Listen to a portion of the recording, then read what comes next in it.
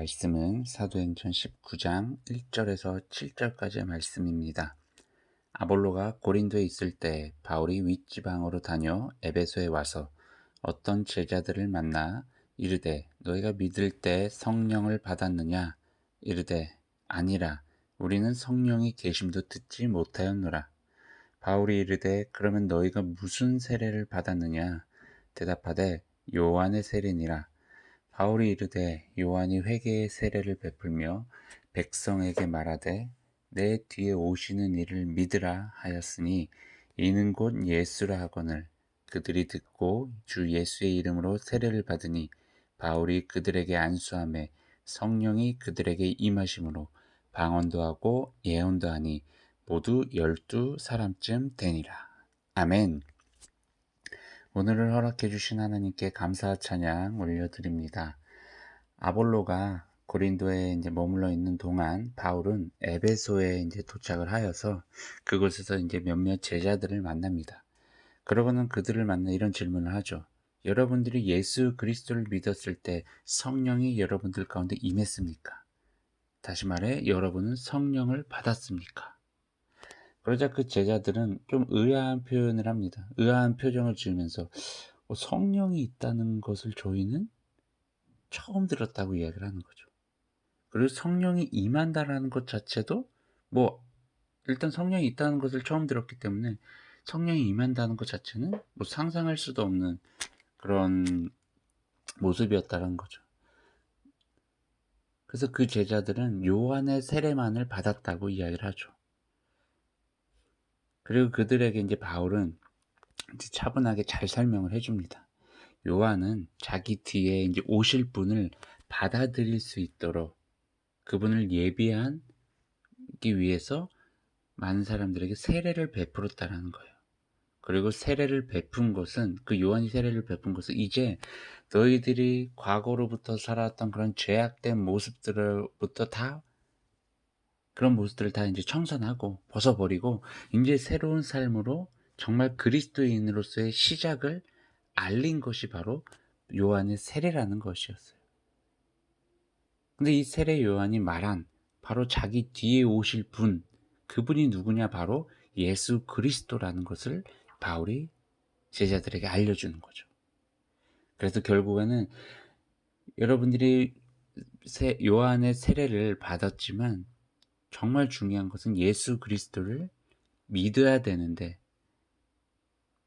그 예수 그리스도를 온전히 믿는다는 것이 무엇이냐면 요한의 세례를 받은 후에 예수의 이름으로 세례를 받아야 된다는 것을 의미한다는 거죠.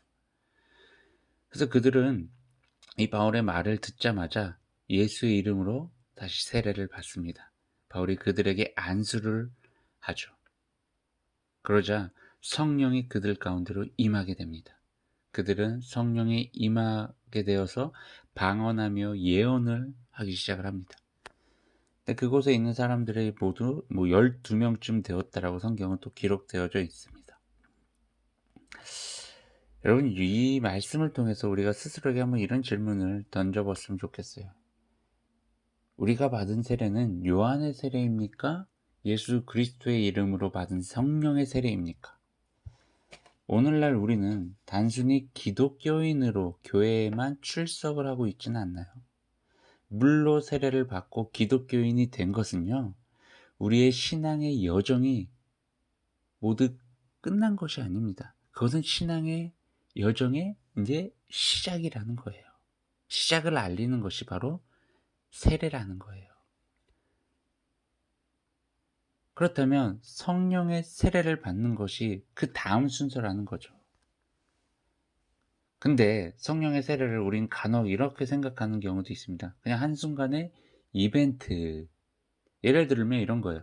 어느 집회에 우리가 참석을 했는데 거기서 말씀을 너무 좋아서 그리고 기도 시간이 너무 좋아서 막 기도를 하던 중에 마음이 뜨거워지면서 성령이 임하는 것을 경험하게 되고 그 순간 막 방언이 터져서 얘기를 한다.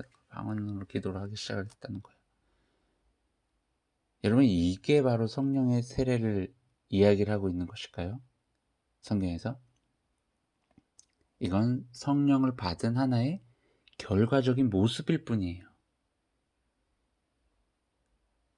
여러분, 성령의 세례를 받은 자는요, 그의 삶이 변화된다는 거예요.